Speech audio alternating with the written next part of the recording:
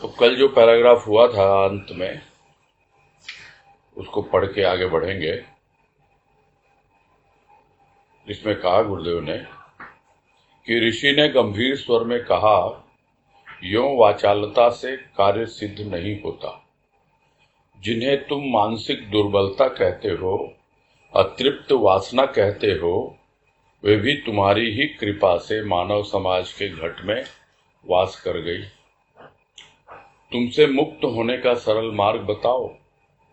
काम ने कहा, ऋषि तुम भी भ्रमित हो गए। आश्चर्य! मेरी आवश्यकता न होती तो मेरी उत्पत्ति ही क्यों होती। शांत वातावरण में स्थिर हो विवेचन करो। प्रतिपल कामना मानव को कर्तव्यशील बनाती, अग्रसर करती जीवन लक्ष्य की ओर। वह भी तो मेरा ही रूप है। ऋषि, तुम्हारे सरल हृदय में भी कामना थी कि तुम प्रकृति का रहस्य उद्घाटन कर तत्व विवेचना करो। कामना ने तुम्हें उत्साहित किया और तुम जन कल्याण के लिए एकांत सेवन कर चिंतन में लीन हुए। कुछ सांसारिक तुम्हें अकर्मण्य, पलायनवादी आदि शब्द कहकर तुम्हारा अपमान करने लगे। क्या तुमने ध्यान दिया उन अनर्गल प्रलाप करने वालों पर? मैंने यह मार्ग प्रारंभ में ही अपनाया। अब शब्द भी तो शब्द हैं क्षोभकारी, किंतु कार्यकारी इन पर कब ध्यान देने लगे। ऋषि, मेरे रहस्य को समझो। संसार के उत्पादन, वृद्धि, पालन, संहार का मैं भी एक कारण हूं। इस पैराग्राफ से कल समापन हुआ था और काफी विस्तार से इस पर बातें भी हुई और ऋषि और काम का वार्तालाप अब जिस अवस्था में पहुंचा है, वहां पर अब ऐसा समझ में आ रहा है कुछ ज्यादा बात करने की ऋषि को आवश्यकता अनुभव नहीं हो रही है। अब तो स्वयं उसको ही चिंतन मनन करना होगा, ऋषि को ही सोचना होगा, समझना होगा। क्योंकि काम जितना ज्यादा उससे हम तर्क वितर्क करते हैं, उलझते हैं, उतना ही हम भ्रमित होते जाते हैं। और यही काम बोल रहा है ऋषि को कि भाई तुम भी तो भ्रमित हो गए। इस बात के लिए कि अतृप्त वासना कहते हो तुम जिसको, यानी काम को कह रहा है ऋषि, और वो भी उसी को दोष दे रहा है और पूछ रहा है तुमने आपसे मुक्त होने का मुझे सरल मार्ग बताओ। तो मुक्त नहीं हो सकता उससे प्राणी। यही भ्रम है कि हम काम से मुक्त हो जाएंगे, हम कामना वासना से अपना पिंड छुड़ा लेंगे। ये संभव नहीं है। समझना होगा काम को, और जिस तरह से उसकी आवश्यकता है, जैसे उसकी उपादेयता है, उसी ढंग से उसको काम में लेना होगा। और इसका सार यही था अंत में कि संसार के उपादन, वृद्धि, पालन, संहार, ये जितनी भी अवस्थाएं हैं, क्योंकि इसमें पूरा हो जाता है संसार। यानी संसार का उत्पादन हुआ, यानी अस्तित्व में आया संसार। वृद्धि हुई, यानी विकास हुआ, बढ़ा। पालन हुआ, यानी सबको संभाला गया। और फिर उसका संहार हो गया, यानी जो भी निरर्थक था और जो अपनी अवस्था पूरी कर चुका था, वो पूर्ण हुई उसकी, और वो वापस उसी सृष्टि में समा गया। उसका रूपांतरण फिर से प्रकृति के साथ हो गया। तो इस तरह की चीजें चलती रहती हैं। यह एक साइकिल है, ये एक चक्र है, जिसको हम कह सकते हैं कि यह अनंत का चक्र है। और इसी शीर्षक से गुरुदेव ने एक लेख भी लिखा हुआ है, अनंत का चक्र, किस प्रकार से यह चक्र चलता रहता है और प्राणी इस चक्र से बाहर निकल नहीं पाता है। और इसमें एक बात और ध्यान देने की है, पिछले पैराग्राफ में आगे बढ़ने से पहले जिस पे हमें ध्यान देना चाहिए कि अक्सर लोग जो एकांत में जाकर और चिंतन मनन करके कुछ निष्कर्ष निकालना चाहते हैं, तो दुनिया उन्हें समझ पाती नहीं है और उन्हें तरह तरह से क्या कहें अपमानित करती है। अकर्मण्य कहती है, यानी कामचोर हो तुम, तो पलायनवादी कहती है, यानी काम से भाग रहे हो तुम। किंतु जो वास्तव में अपने लक्ष्य पे चल रहा है वो उसकी ओर विशेष ध्यान देता नहीं है। और काम ये कह रहा है कि तुमने तो बाद में ये रास्ता अपनाया, न जाने कितने जन्मों के बाद तुमको समझ में आया ऋषि, किंतु मुझे तो शुरू से ही समझ में आ गया और मैं लोगों की बात सुनता ही नहीं। लोग कुछ भी बोलते रहे, मुझे उससे क्या फर्क पड़ता है। ये तो उनकी अपनी समझ है, उनकी अपनी भूल है, जिसके अनुसार वो चलते हैं और मुझे समझ नहीं पाते। आज कह रहे हैं गुरुदेव कि ऋषि ने काम की बातें सुनी, तर्क सुना, उत्तर भी दिया, विवेचन भी किया, किंतु निर्णय न कर सका। कहा काम से, मुझे विवेचन करने का समय दो। प्राचीन परंपराओं को मैं यूं ही अमान्य नहीं करना चाहता। कुछ क्षण के लिए तुम प्रस्थान करो। काम क्या करता, विवश हो लौट पड़ा मलिन मुख लिए। तो काम आया था, ऋषि से वार्तालाप की उसने, दोनों के बीच में क्या कहा जाए, बातें हुई, डायलॉग्स हुए, जो सब गुरुदेव ने बतलाए यहाँ पर, और इसके माध्यम से हमें समझाया कि वास्तव में काम होता क्या है, काम का रूप क्या है। तो ये सब बातें ऋषि और काम के बीच में हो रही है, लेकिन हमारे भी बड़े काम की हैं ये बातें। हमको भी समझना होगा और यह समझना भी होगा कि सिर्फ एक दूसरे से बहस करके, यानी कि काम के साथ बहस करके हम उसे जीत नहीं सकते हैं, काम पे विजय नहीं पा सकते हैं। अनेक ऋषि मुनि जब उसमें परास्त हो गए तो फिर हमारी तो क्या औकात है। तो ऋषि ने भी सब कुछ सुन लिया, समझ लिया, किंतु वो भी कोई डिसीजन नहीं ले पाया, कोई निर्णय पे नहीं पहुंच पाया। बहुत बातें सोची भी कि आखिर क्या है, क्या सही है, क्या गलत है।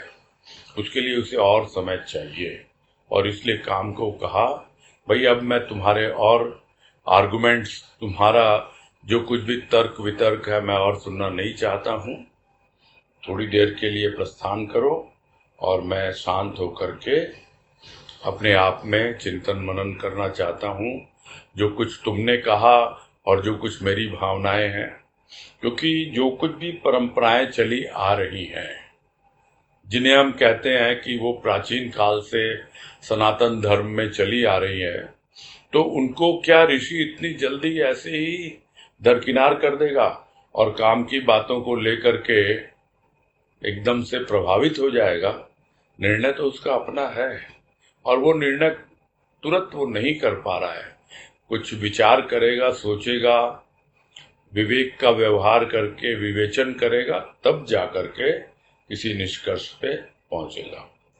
तो काम क्या करता, और जब ऋषि उससे बात ही नहीं करना चाहता और वो उस पे हावी हो ही नहीं सकता ऋषि पे, क्योंकि ऋषि तो एकदम शांत बैठा हुआ है, तो इसलिए वो अपना मुरझाया हुआ मुंह लेकर के वापस चला जाता है। आगे कह रहे हैं, ऋषि का हृदय दया से प्लावित हो गया। वह सोचने लगा, सृष्टि कुछ ऐसी ही है, जिसकी सभी बातें सरलता से समझी नहीं जा सकती। कैसा आश्चर्य है, यहाँ सभी कार्य रहस्य भरे, बुद्धि बल के द्वारा ये समझे ही नहीं जा सकते। मैं भी अब शांत हो मानसिक विचारों से कुछ समय के लिए अवकाश लूं। और ऋषि अब अपने आप से ही कह रहा है और अपनी अवस्था भी देख रहा है, समझ रहा है कि हाँ भाई, काम जो है उसकी कोई गलती है या नहीं, मुझे उसका निर्णय तो लेना पड़ेगा, किंतु काम के प्रति दया से भर गया वो। कि कितना निरीह है, वो क्या करे बेचारा काम। जब लोग इसको समझ नहीं पाते हैं और सिर्फ बातें करके बुद्धि बल से ही समझना चाहते हैं, और बहुत सी बातें ऐसी हैं सृष्टि में जो सरलता से समझ में आती भी नहीं है, तो काम की कोई गलती नहीं है। उसका हृदय बिल्कुल काम के प्रति दया से भर गया और वो सोचने लग गया सब बातों को कि बहुत आश्चर्य की बात है यहाँ पर, और मैं भी अब थोड़ा सा शांत होकर विचार करूं। और अपने जो भी मानसिक विचार थे उस समय विशेष के लिए उसने उनसे भी अवकाश चाहा, यानी छुट्टी मांगी कि भाई मुझे अब दूसरे कार्य भी हैं, मैं उनमें लग जाऊं। उसके बाद दिवस बीता, रजनी आई। प्रभात की बातें ऋषि के चिंतन का विषय बनी। काम सार्थक था, निरर्थक भी।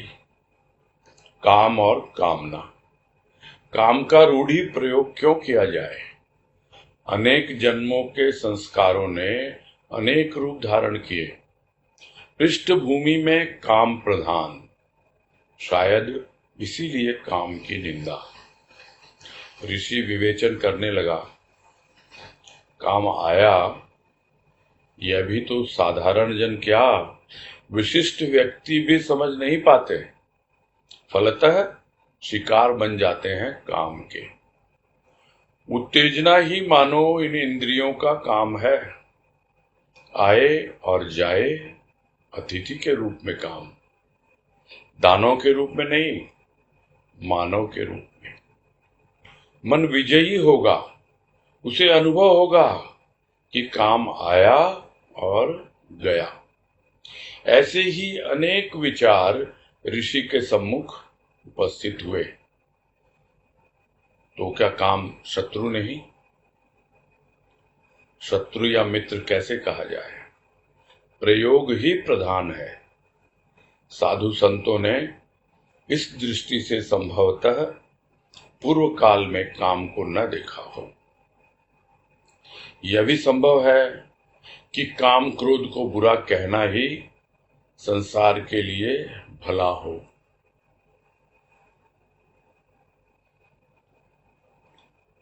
तो ये प्रभात बेला का वर्णन था पहले।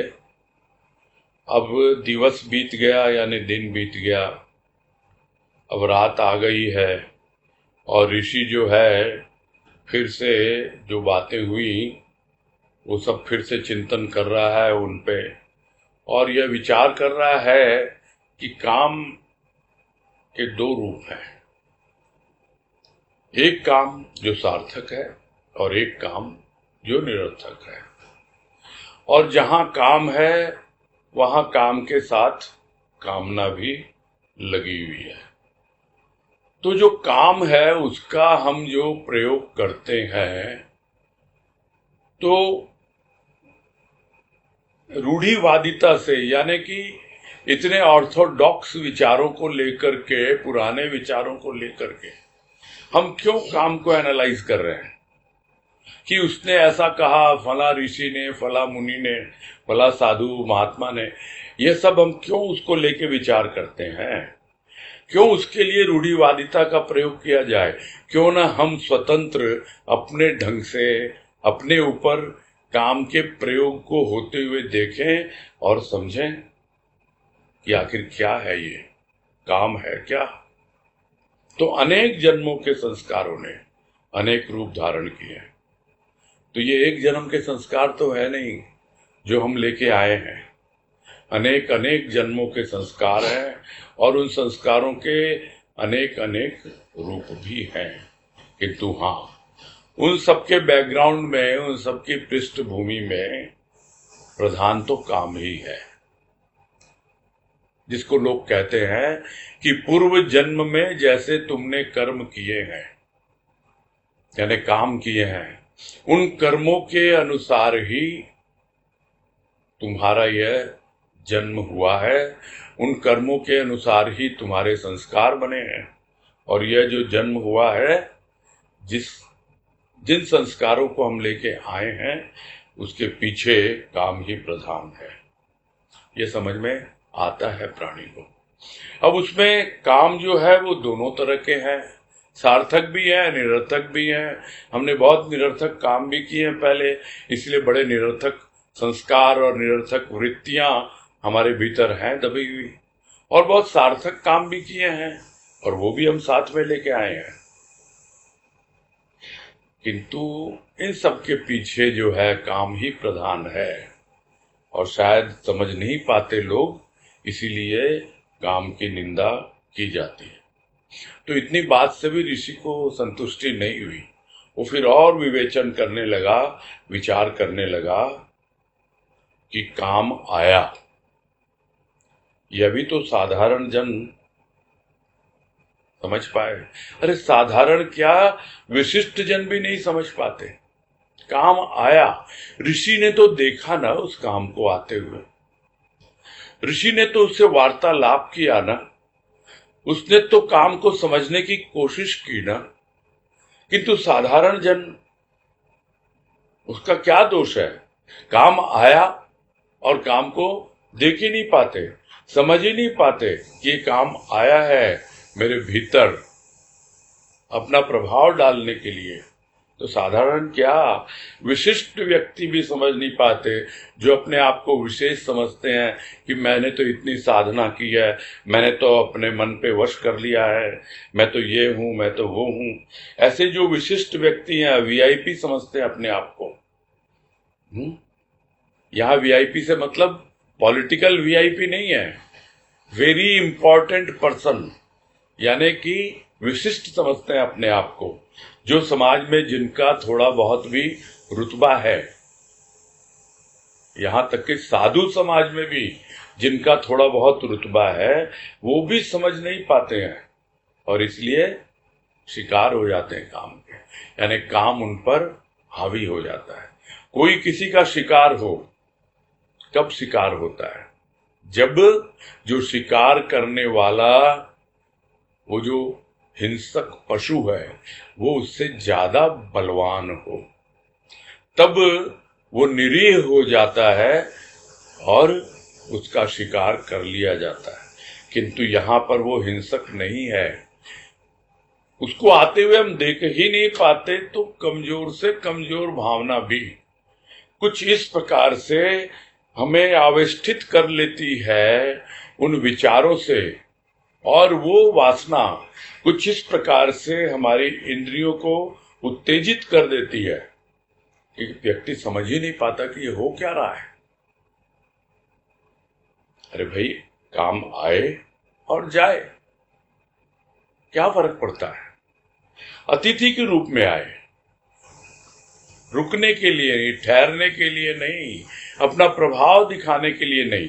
काम आया, हम गए दरवाजे पे, अच्छा आप आइए आइए, बिराजिए, बोलिए क्या लेंगे, चाय पानी पूछते हैं, वैसे ही अतिथि के रूप में काम आया, बोलिए क्या बात है, बातें करें उससे, देखें उसको, समझें उसको, तब तो मालूम पड़े कि हाँ अतिथि के रूप में आया है ये काम। उसका स्वागत करें। यह नहीं कि वो दानव आया, घर से बाहर से ही उसको गाली गलौज करके हमने दुत्कार दिया। हम मानव है भाई, दानव नहीं है। दानव तो जिस किसी को देखता है उसको कुछ समझता ही नहीं है, उसका काम ही है उसको भगा देना, उसकी इंसल्ट करना, तिरस्कार करना, इस वृत्ति के जो लोग होते हैं, कोई भी आ जाए दरवाजे पे समझना ही नहीं चाहते हैं कि कौन है कि नहीं है, बस हल्ला गुल्ला मचा के उसको भगा देते हैं। अरे हम मानव हैं, और यह दरवाजा कौन सा है? ये तो भीतर है, भीतर आया है, देखो, बुलाओ उसको, समझो, ये अतिथि के रूप में आया है काम। और जब आप उसका स्वागत करोगे अतिथि के रूप में, और फिर वो चला जाएगा वापस चाय पानी पी के, जैसे बातें थोड़ी करके, उसी तरह आप भी उसको विदा करेंगे, तो क्या लगेगा? मन विजयी होगा।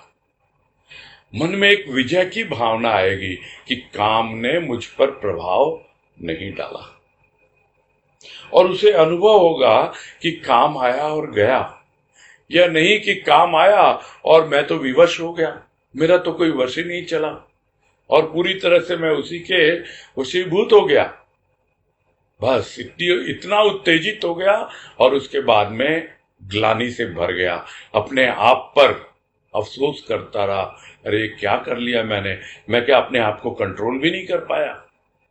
किंतु जब वो देखता है इस तरीके से, अतिथि के रूप में आता है, बातें करता है, समझता है, तो बाद में उसे अनुभव होता है कि हाँ भाई, काम आया और गया, और मन में एक विजय की भावना आती है कि हाँ भाई, मैंने समझ लिया काम को।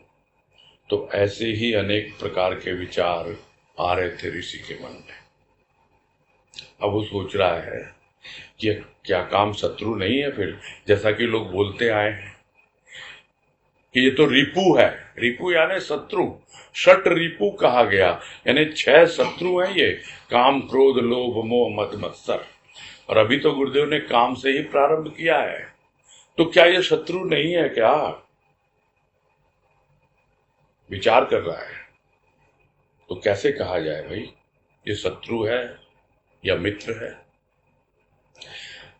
जिस प्रकार से हम इसका प्रयोग करते हैं, यानी काम को जिस प्रकार से काम में लेते हैं, उसके ऊपर निर्भर करेगा। इसलिए कह रहे हैं गुरुदेव यहाँ कि प्रयोग ही प्रधान है। और साधु संतों ने इस दृष्टि से संभवतः पूर्व काल में काम को न देखा हो। अब यहाँ पे निचोड़ पूरा बता दिया है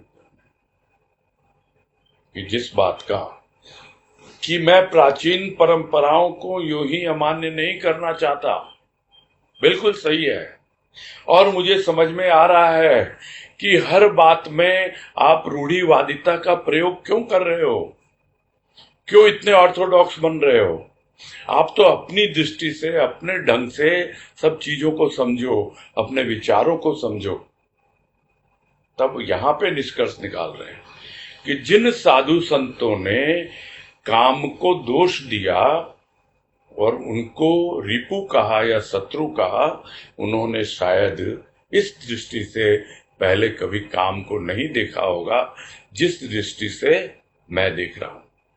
ऋषि ऐसा अनुभव कर रहा है, और हो सकता है यह भी संभव है कि काम क्रोध को बुरा कहना ही संसार के लिए भला हो, और हो सकता है उन ऋषि मुनियों को, साधु संतों को लगता हो कि भाई दुनिया के लिए अगर हम कुछ भला करना चाहते हैं तो भले ही हमने काम पर विजय पा ली या हम काम को समझने लग गए, लेकिन लोगों में इतनी क्षमता तो नहीं है कि वो काम को समझ पाएं, उसका सदुपयोग कर पाएं, सही ढंग से उसको व्यवहार में ला पाएं। इसलिए लोगों को यही कहा जाए कि हाँ भाई, काम क्रोध जो है यह बुरा है, और ये कह करके वो अपनी समझ में लोगों का भला करने के लिए कह रहे हैं। हो सकता है इसकी भी संभावना हो सकती है। आगे कह रहे हैं, ऋषि का मानस पटल पुनः स्वच्छ था। ऋषि स्तुति निंदा के लिए नहीं आया था भाव में, उसे तो चिंतन और अनुभव के आधार पर चित्त वृत्तियों को शांत करना था। निरोध और विरोध उसका मार्ग न था। किससे घृणा करे और किससे प्रीति, वह तो रीति देख रहा था भाव की, जिसे अन्य लोगों ने धोखे की टट्टी कहकर ख्याति प्राप्त की थी। सरल सरस भावना ने भाव को भावमय बनाया था, किंतु न जाने क्यों अन्य विवेकी इस भाव को बुरा कहने लगे। बुरा कहने वालों की संख्या आज भी अत्यधिक है, जबकि शांत होकर विवेक तथा प्रेम पूर्ण भावों से वस्तु स्थिति को समझने वालों की संख्या अति अल्प। साधु संतों ने भाव को बुरा कहा, काम को बुरा कहा। बुरा और बुराई के गीत गाने वालों ने वहीं तक शांति न ली, भगवान को भी बुरा कहने वाले आए तथा उन साधु संतों की भी निंदा से रक्षा न हो सकी। वाहरे खेल, भाव बुरा, काम बुरा, साधु संत बुरे, तू बुरा, किंतु मैं नहीं जी, मैं तो बुरा कहने वाला हूं, मैं कैसे बुरा। ऋषि हंस रहा था, कहता था, वाह रे बुरा और बुराई के खेल। बुराई की बुराई, भलाई की भलाई किसमें? भावना में। भावना शांत तो सब भला, यदि भावना अशांत तो फिर भलाई बुराई को जानना पहचानना भी कठिन है।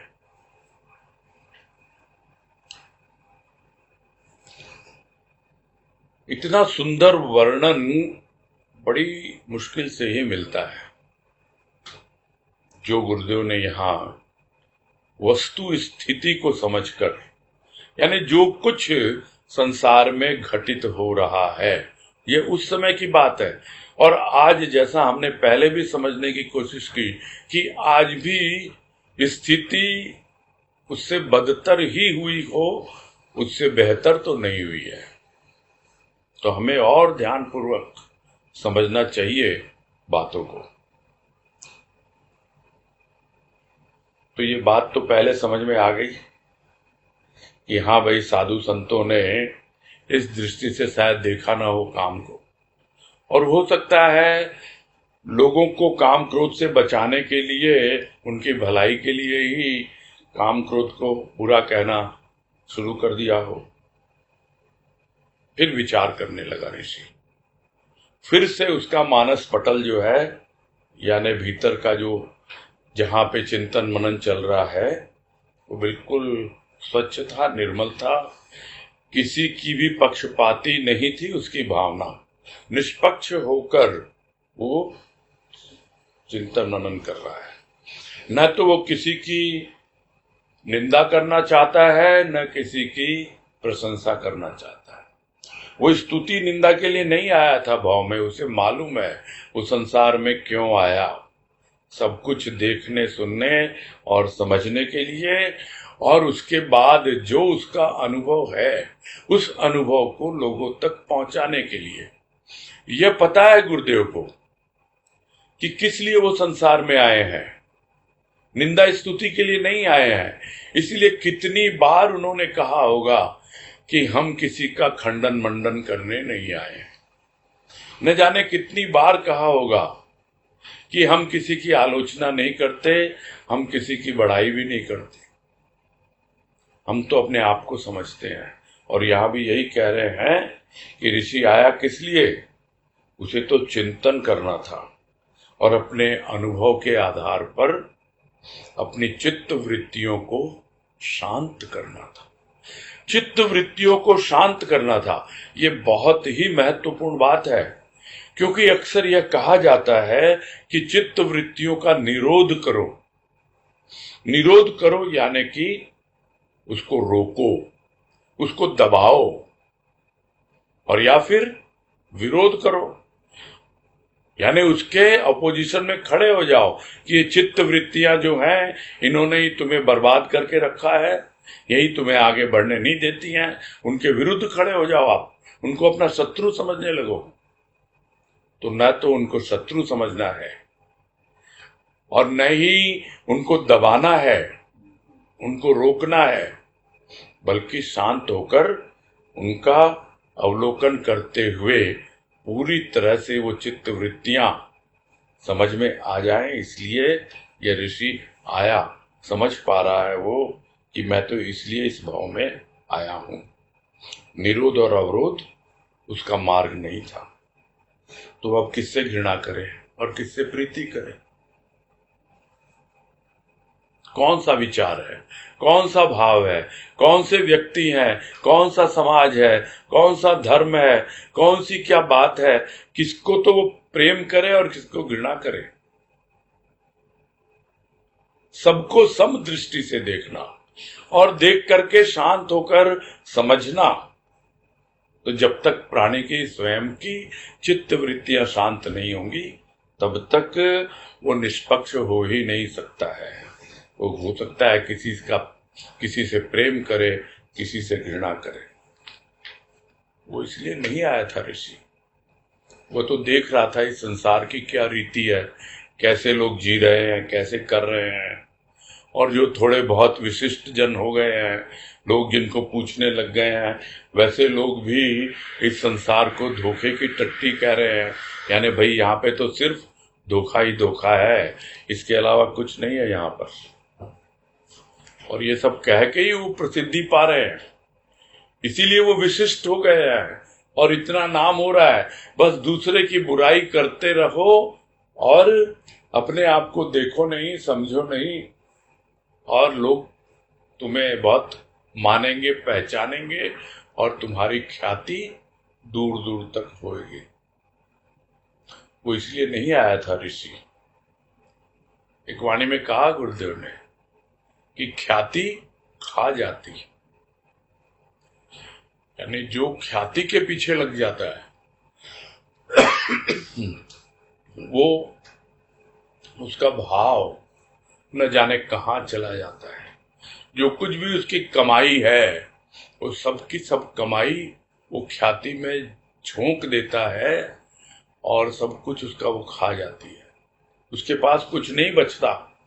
वो दीनहीन होकर के बिल्कुल दरिद्रता के भाव में जीवन जीता है।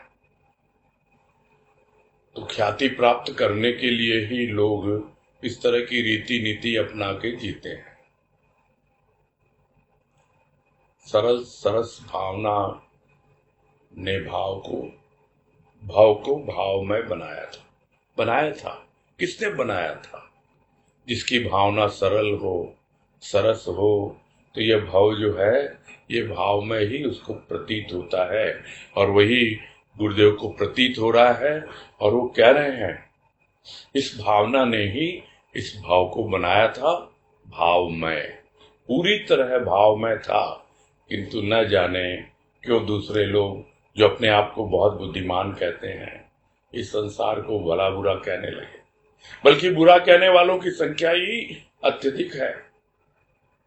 शांत होकर अपने विवेक तथा प्रेम पूर्ण भावों से वस्तु स्थिति को समझने वालों की संख्या बहुत कम है। बहुत कम लोग जो है समझ पाते हैं वस्तु स्थिति, यानी कि फैक्ट फाइंडिंग, यानी जो वास्तविकता है, जो तथ्य है, जो वस्तु स्थिति है, उसको समझने वाले बहुत कम है। क्योंकि उसके लिए क्या चाहिए? उसके लिए शांत होकर, और ऐसे वैसे नहीं, एक ओर विवेक हो और दूसरी ओर प्रेम पूर्ण भाव हो। इन दोनों को साथ लेकर के, यानी एक ओर ज्ञान हो और दूसरी ओर भक्ति हो, इन दोनों को साथ लेकर के और शांत होकर के जो समझने की कोशिश करेगा वही कुछ समझ पाएगा। और ऐसे लोगों की संख्या बहुत कम है। और इन साधु संतों ने तो इस भाव को बुरा कहा, यानी धोखे की टट्टी है, ये बुराई है संसार की। और भाव को ही बुरा नहीं कहा, काम को भी बुरा कहा। और इसी बुरा और बुराई के गीत गाने वालों ने इतना कह के भी अगर शांति ले ली होती, चुप हो गए होते, तो भी बात थी अलग। ऐसे भी लोग आए जो भगवान को भी बुरा कहने लग गए। यानी बुरा और बुराई के गीत गाने वालों की कोई कमी नहीं है संसार में। साधु संत किसको बुरा कह रहे हैं? इस संसार को, काम को। और कुछ लोग ऐसे हैं जो भगवान को ही बुरा कह रहे हैं। और साधु संतों की भी रक्षा उस निंदा से नहीं हो पाई। साधु संतों की भी निंदा करने लगे। जो पहले बताया, उन्हें भगोड़े कह दिया, पलायनवादी कह दिया, जिम्मेदारियों से भागने वाला, और भी न जाने किस तरह से उनकी निंदा करते रहे हैं। तो वो साधु संतों की भी निंदा करने से नहीं अघाए, भगवान को भी बुरा कहा। अरे वाह रे खेल! भाव बुरा, काम बुरा, साधु संत बुरे, तू बुरा, किंतु मैं इस पे कोई विचार नहीं करता। क्या खेल चल रहा है दुनिया में? यही गुरुदेव बता रहे हैं कि ये संसार बुरा है, ये साधु संत कह रहे हैं। काम बुरा, ये भी साधु संत कह रहे हैं। और कुछ लोग हैं जो साधु संत को बुरा कह रहे हैं, और उनके सामने जो भी आता है वो उसको ही बुरा कहते हैं। किंतु अपने बारे में सोचो भाई, मैं क्या? किंतु मैं, अरे नहीं जी, मैं बुरा कैसे हुआ? मेरे को तो भगवान ने काम दिया दूसरों में बुराई देखना, और वही बुराई देख करके मैं कह रहा हूं कि संसार में सब बुरे हैं, बस मैं बुरा नहीं। मैं कैसे बुरा हो सकता हूं? मैं तो बुरा देखने वाला, बुरा कहने वाला हूं। और इन सब बातों में ऋषि अपने आप में ही हंस रहा था। हंस रहा था मतलब हंसी आ रही है उसको ऐसे लोगों पर। हंसी आ रही है जो लोग बुराई में लगे हुए हैं, निंदा स्तुति में लगे हुए हैं, किंतु उसका तो वो काम नहीं है। वो तो सब कुछ दृष्टा भाव से देख रहा है, और जो संसार में हो रहा है और जो उसके भीतर में हो रहा है, उसकी भावनाओं में, सब कुछ देख करके वो अपने आप में मगन हो रहा है, हंस रहा है, और यही विचार कर रहा है और कह रहा है, अरे वाह भाई वाह, यही खेल होते हैं बुरे और बुराई के, कि तुम उसको बुरा कहो, वो तुमको बुरा कहे, कोई किसको बुरा कहे, कोई किसको बुरा कहे, और बुराई की बुराई करते रहो, भलाई की भलाई कहते रहो। कि तू कहां छुपी है ये? आप जिसको बुराई कह रहे हो और जिसको भलाई कह रहे हो, वो है कहां आखिर? वो तो तुम्हारी भावना में है। वो जो बुराई तुम कर रहे हो ना, वो वास्तव में बुराई तुझ में छिपी है। कभी शांत होके प्राणी सोचता ही नहीं है। और यदि तुम कुछ भलाई की बातें कह रहे हो तो वो भी तुम्हारी भावना में ही छिपी हुई है। इस प्रकार से जब समझने लगे तब मालूम पड़े। कब? जब भावना शांत। तो भावना शांत हो तो सब कुछ भला ही भला है, सबका भला है। शांत यदि हो जाए प्राणी तो खुद को भी देख पाए, बाकी लोगों को भी देख पाए, और सृष्टि के प्रत्येक कार्य को समझ पाए, प्रकृति को देख पाए, और इतना सहज सरल उसका जीवन हो जाए। तो जब भावना शांत होती है तो सब भला हो जाता है। खुद का भी भला होता है, जग का भी भला होता है। और दूसरी ओर यदि भावना ही अशांत है तो फिर तो पता ही नहीं लगेगा आपको। यदि आपके भीतर अशांति है तो भला है या बुरा है, ये काम मेरे लिए भला है या बुरा है, समझ ही नहीं पाएंगे हम शांत होकर के कुछ विवेचन करेंगे, तब हमें पता लगेगा कि जब हमारी भावना शांत होती है तब हम भलाई बुराई को जान पाते हैं, समझ पाते हैं। अन्यथा अशांत होकर तो भलाई बुराई को समझना असंभव है, बहुत ही कठिन कार्य है। इसी के साथ पूरा करते हैं आज।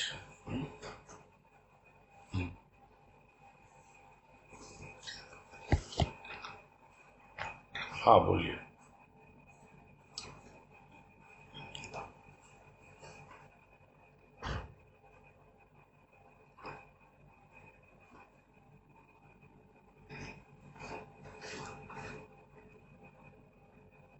हैंड रेज नहीं किया किसी ने अभी तक?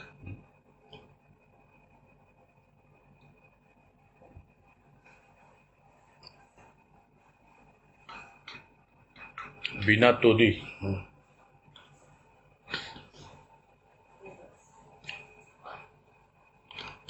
बोलिए बीना जी। प्रणाम भैया। हाँ नमस्कार, बोलिए। मुझे ऐसे आज काफी मुझे क्लियर हुआ, पर एक मन में जो मुझे जो समझ में आया, मैं बोल रही हूँ, कुछ गलत हो तो बताइएगा। ये लग रहा है कि जैसे प्राचीन मान्यता है कि काम एक विकार है, तो गुरुदेव उसका एक इंडिपेंडेंट आकलन कर रहे हैं, उसको समझने की कोशिश कर रहे हैं। और गुरुदेव ने ये बताया कि काम का प्रयोग प्रधान है, तो ये फिर विकार नहीं है। उसको हम लोग जिस तरह से जिस रूप में उसका प्रयोग करते हैं वही प्रधान है। हाँ यही है, निष्कर्ष तो यही है। अभी तक तो जो बातें हुई उसका यही सार है। हाँ ठीक बात है।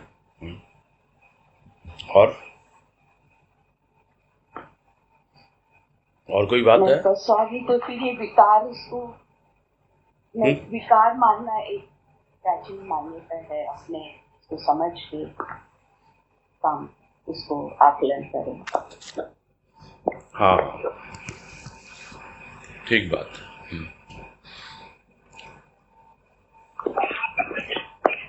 बेला बूमना। प्रणाम। हाँ नमस्कार। बोलिए बेला जी। हरिओम। प्रणाम भैया। हाँ हरिओम, बोलिए। हम ये ना चित्त वृत्तियों का सही अर्थ जानना चाह रहे भैया। चित्त वृत्तियों का सही अर्थ? तो पहले गलत अर्थ बताओ क्या होता है। जैसे इसमें चित्त वृत्ति लिखा हुआ है ना, उसका जैसे नहीं मतलब समझ में आया कि चित्त वृत्तियों को जैसे गुरुदेव ने लिखा ना यहाँ पर। हाँ तो उसी का जानना चाह रहे हैं कि चित्त वृत्तियों के लिए मतलब मेरा खंडन मंडन मेरा काम नहीं है, और या फिर ना किसी की भला बुरा कहना मेरा काम नहीं है। मैं तो चित्त वृत्तियों की शांति के लिए आया। तो आपने बताया था कि लोग कहते हैं कि चित्त वृत्तियों को दबाओ, रोको, लेकिन इन्हें आप कहते हैं कि जैसे गुरुदेव यहाँ बतला रहे हैं कि ना इन्हें दबाओ, ना रोको, ना शत्रु समझो, चिंतन करके अनुभव करके उन्हें शांत करना है। हाँ जी। तो चित्त वृत्ति का जैसे अर्थ समझना था भैया। ये चित्त में होती है तो समझ में आ रहा है। हाँ। और चित्त जो है वो क्या है? चित्त में हमारे जितने भी पूर्व जन्म के संस्कार हैं वो चित्त के अंदर संचित हैं।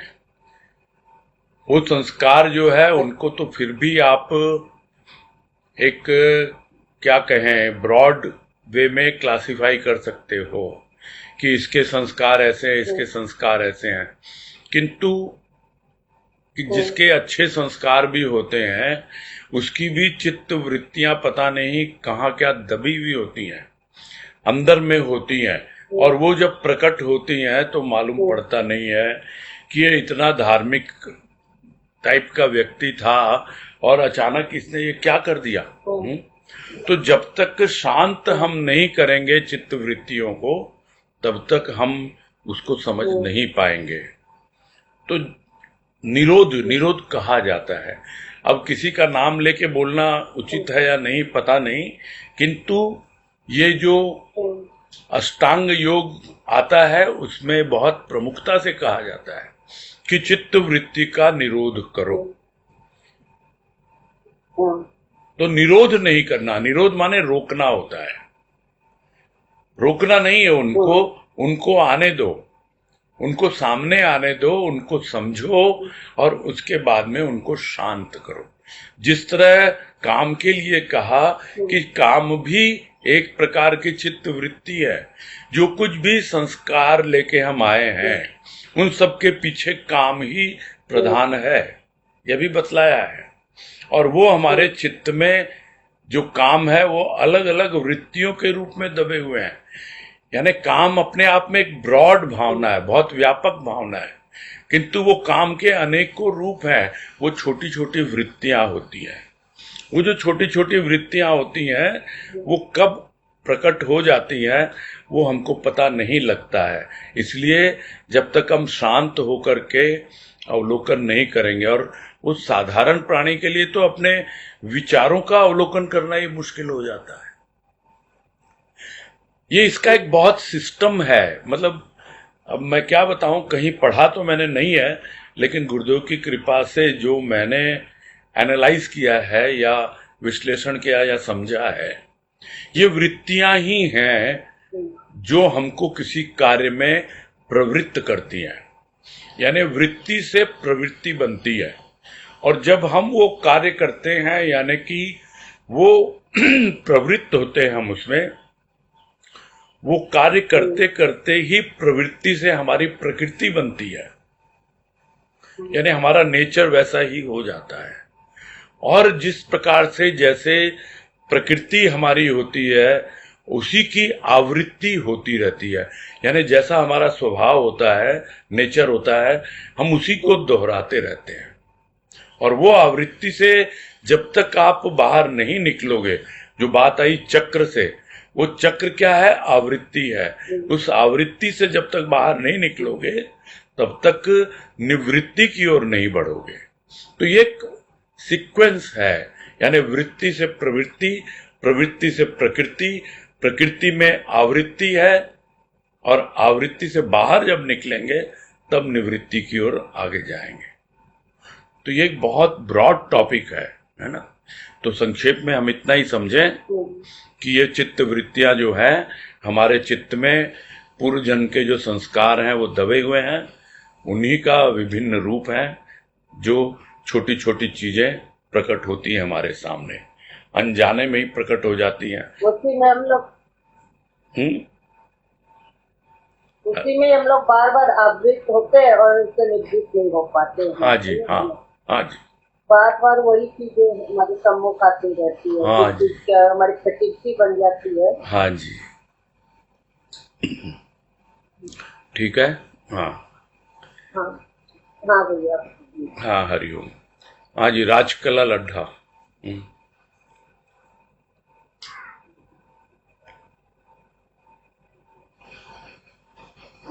हेलो। हाँ बोलिए राजकला जी। हाँ भैया प्रणाम। हाँ नमस्कार, बोलिए।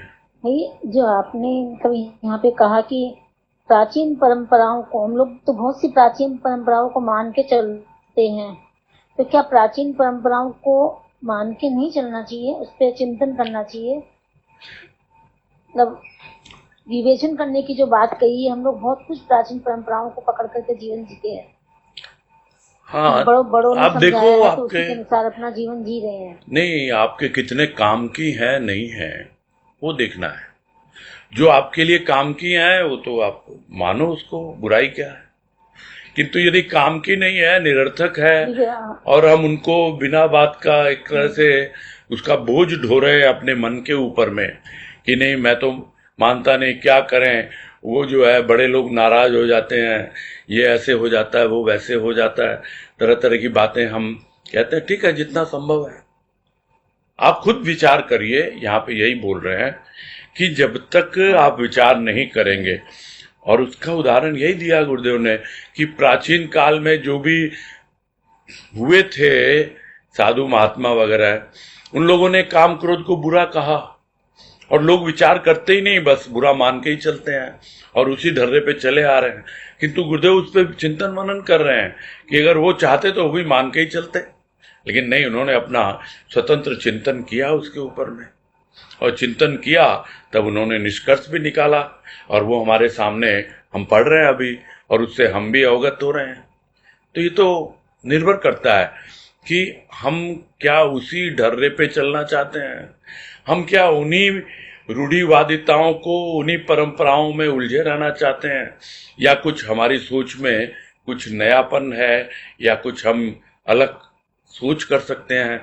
जो स्वतंत्रता हमको भगवान ने दी है सोचने की, विचारने की, विवेचन करने की, चिंतन मनन की, उसको हम काम में लेते हैं या नहीं लेते हैं, वो तो हम पर निर्भर करता है। मानो या ना मानो वो आपकी चॉइस है।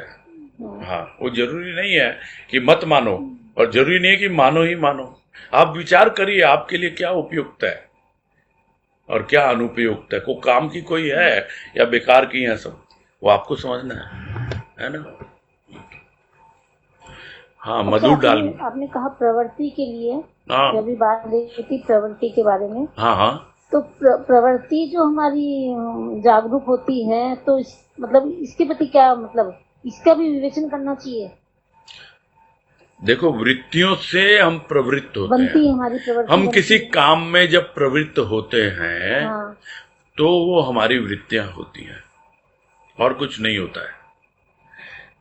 आप सत्संग में भी गए हो तो आप अपनी वृत्तियों के अनुसार ही उसमें प्रवृत्त हो गए। हाँ, बहुत से लोग तो बस देखने ही जाते हैं क्या हो रहा है यहाँ पर, क्या है नहीं है, तरह तरह की चीजें होती हैं। ऐसे ही है, सबका अपना अपना तरीका है। मैं तो ये कहूंगा वो उनकी वृत्तियां हैं और वृत्तियों के अनुसार ही वो प्रवृत्त होते हैं, यही कहने का मतलब।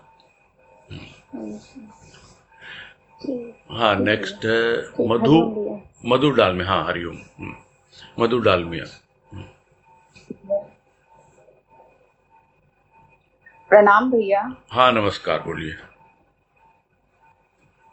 हाँ जी भैया, जैसे इसमें आज सुने कि ऋषि ने काम की बातें सुनी, तर्क सुना, उत्तर भी दिया, विवेचन भी किया, किंतु निर्णय न कर सका। और फिर कहते हैं कि काम क्या करता, विवश हो लौट पड़ा मलिन मुख लिए। तो मन में ऐसे आ रहा है कि कोई भी हमारे मतलब गुरुदेव के पास गए हैं, महापुरुष के पास काम गया है, तो उसको उसके लायक उत्तर नहीं मिला और वो विवश होके मलिन मुख लेके चला गया, फिर तो वो अपना और रौद्र रूप धारण नहीं करेगा। नहीं, यहाँ पे जवाब नहीं मिला। यहाँ पे आप नहीं, जवाब नहीं। तो बहुत बार कहा है ऋषि ने बहुत बार काम को कहा है कि भाई ये तुम तर्क वितर्क से कोई फायदा नहीं होने वाला है ना। बहुत बार आया है ना, ये वाचालता क्यों है, ये क्यों तुम तर्क किए जा रहे हो और दूसरों को ही दोषी ठहरा, ये बहुत बार कहा है इसमें, है ना। और इस पैराग्राफ के जो आप ले रहे हो उसके शुरू में भी कह रहे हैं कि ऋषि ने काम की बातें सुनी, तर्क सुना, उत्तर भी दिया, विवेचन भी किया, सब कुछ किया ना। वो खुद निर्णय नहीं कर पाया ऋषि, और इसलिए वो काम से कह रहा है भाई हाँ ठीक है, मैं तुमसे रिक्वेस्ट कर रहा हूँ, तुम ऐसा करो, थोड़ी देर के लिए जाओ, तुम मुझे विचार करने दो, है ना। अब कोई अगर आपके यहाँ आया है मेहमान और आप अगर उसको बोलते हो कि हाँ भाई आपसे बातें तो मैंने बहुत कुछ कर ली, मेरे और भी कुछ काम पेंडिंग पड़े हुए हैं, मैं उसको थोड़ा निपटा लूं, है ना, फिर आप आइएगा, फिर आपसे बात करते हैं, और हाथ जोड़ के उसको विदा करें, तो क्या होगा। वो ठीक है, आया तो है सामने वाला बहुत कुछ आपसे पंचायती करने, तरह तरह की बातें करने, लेकिन आपने उसका मान रखा, थोड़ी देर आपने उससे बातें की, आप एक दूसरे को समझ गए और फिर हाथ जोड़कर आपने विदा कर दिया उसको, बस। तो विवश हो जाता है लौटने के लिए, हाँ जी। क्योंकि उसकी चलती नहीं है ना फिर कि ये वे ऋषि जो है ज्यादा मेरी सुनने के लिए तैयार नहीं है ना। नहीं, रौद्र रूप धारण करके नहीं आएगा, मन में नहीं, उसकी इंसल्ट नहीं करी है ऋषि ने, उसकी इंसल्ट नहीं की है। हाँ, उसको सुना, समझा, अपना तर्क दिया। नहीं भैया, ठीक है ना। जैसे उसके बाद में जो, हाँ जी भैया, दिवस बीता रजनी आई, उसके बाद गुरुदेव ने बहुत सुंदर ढंग से समझाया है, तो इससे हम तृप्त हुए हैं, काम तो तृप्त नहीं हुआ। अब हमको काम को समझाना है ना, काम को तो जवाब नहीं, हमको काम को समझाना पड़ेगा। काम आएगा ना जब, तब हम भी उसी तरह बैठ के उससे बातें करें। हाँ हाँ हाँ, आप तृप्त हो गए ना। हाँ, अब आप दूसरों को तृप्त करते हो कि नहीं वार्तालाप से, वैसे ही काम को तृप्त कीजिए बात करके। हाँ, ठीक है। ठीक है, आप समझ में आ गया। हाँ जी भैया। नेक्स्ट अलका पोद्दार दीजिएगा। आप बोलिए अलका जी। हाँ, हरिओम भैया। हाँ, हरिओम, बोलिए। इसमें भैया तीसरा जो पैराग्राफ आज का जो पढ़ा आपने, तो उसमें तो लिखा था शत्रु या मित्र कैसे कहा जाए, प्रयोग ही प्रधान है। साधु संतों ने इस दृष्टि से संभवतः पूर्व काल में काम को ना देखा है। ये प्रयोग ही प्रधान है, इसको कैसे मतलब ये समझ नहीं आया, शत्रु या मित्र कैसे कहा जाए, प्रयोग ही प्रधान है। भाई उन्होंने उस ढंग से सोचा ही नहीं ना काम के बारे में। ये उसको आगे एक्सप्लेन किया ना कि साधु संतों ने इस दृष्टि से संभवतः पूर्व काल में काम को न देखा हो, मतलब जिस दृष्टि से वो ऋषि देख रहा है काम को, उस दृष्टि से जो पूर्व काल के यानी पहले के जो साधु महात्मा थे, साधु संत थे, उन्होंने उस दृष्टि से देखा ही नहीं।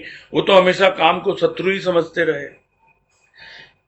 तो यह बात कह रहे हैं कि यह तो कैसे आप कह सकते हो कि काम शत्रु है या काम मित्र है, कैसे कह सकते हो आप उसका प्रयोग करो, तो जो प्रयोग करता है उसके अनुसार ही काम अपना रूप लेता है। आप किसी की बुराई करो और बुराई करके ये बोलो कि भाई हाँ भाई काम क्रोध बुरा है, तो उसके लिए दो वजह बताई है ना। एक तो उस दृष्टि से नहीं देखा हो, और दूसरी वजह कि हाँ भाई लोगों को बोलते रहो, लोगों को उससे सावधान करो, लोगों की भलाई इसी में ही है, क्योंकि लोग समझ तो पाएंगे नहीं। थोड़ा बहुत जितना समझा भी है उन ऋषि मुनियों ने, साधु संतों ने, वो हो सकता है साधारण प्राणी ना समझ पाए, इसलिए बोला ठीक है काम क्रोध बुरा है, इसे बच के रहो तुम, इस तरह बोल दिया उन्होंने। तो दो में से कोई भी कारण हो सकता है, या तो उस दृष्टि से नहीं देखा हो, और या फिर बुरा कह के सोचते हम तो लोगों को बचा रहे हैं इन काम क्रोध वगैरह से। और जो ये बात कह रहे हैं ना कि शत्रु है या मित्र है, तो वो तो प्रयोग के द्वारा ही मालूम पड़ेगा ना। और इस बात को बाद में बहुत अच्छे से एक्सप्लेन किया गुरुदेव ने कि हर कोई किसी को बुराई कहता रहता है। अब साधु संत जो है वो भी बुरा कह रहे हैं उसको, काम को, और ऐसे लोग भी मिल जाते हैं जो साधु संत को ही बुरा कह रहे हैं। तो सब तो बुरा ही है, यानी जो भी कह रहा है वो अपने आप को दूध का धुला समझ रहा है और बाकी सबको बुरा ही कह रहा है ना। तो उसको भी एक्सप्लेन किया बाद में कि ये भलाई बुराई जो है ये कुछ नहीं है, ये आपकी भावना के अंदर ही है बस। हाँ, और यदि आप अशांत रहोगे, काम आया आपके पास और आप अशांत हो गए काम के आगमन से, काम को समझ नहीं पाए और उसमें बह गए और एकदम उत्तेजित हो गए, तो फिर आप कैसे समझ पाओगे? तो आप काम को ही दोष दोगे, काम को ही बुरा कहो, अपने आप को तो बुरा कहोगे नहीं आप। ये कहने का मतलब है, ठीक है। हाँ जी। हाँ, चलो फिर समय भी हो गया। हाँ, तो अब और कोई हाथ भी नहीं है, जी भैया जी। सब हमारे साथ हैं अब। तो जी। अब खोल दीजिए म्यूट। सबको हरिओम करके विदा लेते हैं। हाँ भैया जी। हम्म